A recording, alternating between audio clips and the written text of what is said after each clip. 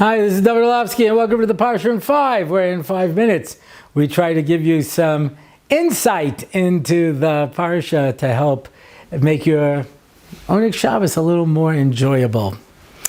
Parsha's Vayeitzei, we get introduced, well, this is not really his introduction. His introduction was much earlier. But we knew him, of course, in Chayei. But we get to know pretty well one of the most difficult characters in Tanakh to deal with, which is Lavan. And Lavan seems like one of the most corrupt and crooked guys you could ever meet. Yeah. Nonetheless, somehow he managed to trick Yaakov 100 times, change his deals 100 times, Yaakov says. Yeah. And he's called Lavan, which is kind of strange. I would have called him Shachor, black, call him white. White is like purity. White is truth. Yeah. So Lavan is such an interesting character because he's a master at making him look like he's the right guy. He's a good guy. And he's not. So, as we know, right at the beginning of the parsha, he switches Rachel and Leah. And Yaakov says, how could you do this to me? And he says, look, Yaakov, did you really think I was going to marry off the younger daughter before the older daughter? Now, I don't know what goes on in your house. I know there are some issues over there with you and your brother. But in this house, we respect the firstborn. And the firstborn gets married first. And I'm insulted that you would even think I would marry the younger sister off before the first one. Now, you're going to do the right thing, Yaakov. I don't care what they do in your house. In my house, we do the right thing. Now, if you still want to marry Rachel, you can marry her, also work another 7 years. Because I wouldn't insult Rachel by having you work 7 years for Leah and then not work 7 years for Rachel. That would be an insult. But I don't even know why you had a havamina that I would do anything else. Yeah? And Yaakov was like, whoa. And throughout, Lavan always had some sort of an explanation, some sort of a trick, something that would go on. And so at the very end, when Yaakov runs away, Lavan chases him with an army. And he encounters him. And he says, Yaakov, what kind of way is this to behave? You run away in the middle of the night like a thief?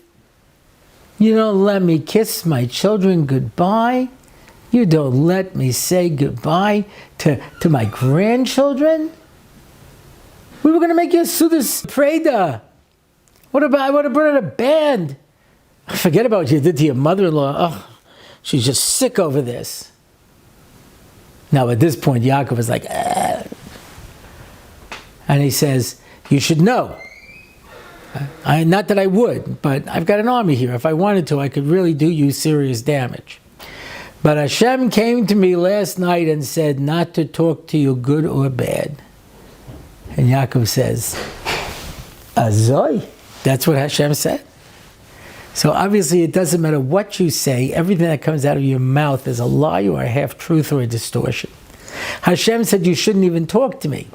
And so Yaakov goes on the defensive and says, what did I ever do? What did I take of yours? Go through everything. And he did. He went through the linings of the jackets.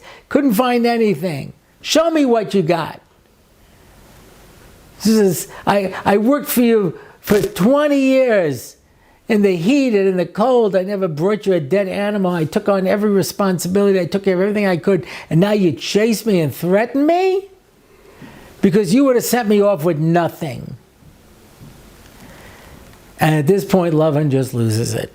And listen to what he says. Lamed Aleph Mem Gimel. V'yan Lavan v'yoymel Yaakov ha'bonois b'nosai v'ha'bonim bonai v'hatzons hani v'kosher Elihu. The girls are my daughters, and the boys are my sons, and the money is my money, and everything is mine. Mine, mine, mine.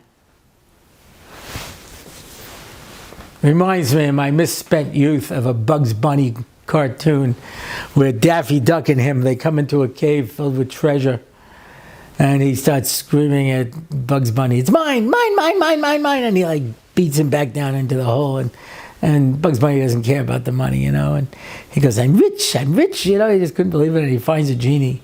And the genie comes out of the lamp and says, I'm here to serve you. He goes, try to steal my treasure, and he bangs the genie back in. Well, the genie's very angry, and he strikes him, and later on, Bugs Bunny's sitting on the beach. He goes, I wonder whatever happened to that duck. And he opens up a clam, and there's a pearl. And a very, very tiny Donald Duck runs over and grabs the pearl and goes, mine, it's mine. That's what Lavan sounds like over here. Everything is mine. Mine. Take a look at this part of the story, because this is absolutely amazing. V'yoma Yaakov le'echav. He says to his children, Liktu avonim v'yichlu avonim v'yasu gal. Let's make a circle out of the stones. And says Lavan,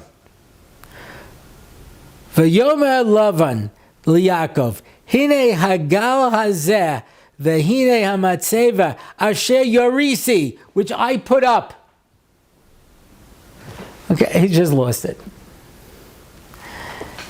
Because when you get so stuck on trying to fool everybody. They say a con man's the easiest person to con, and he just got so carried away with his desire for everything, he just eventually burnt himself out.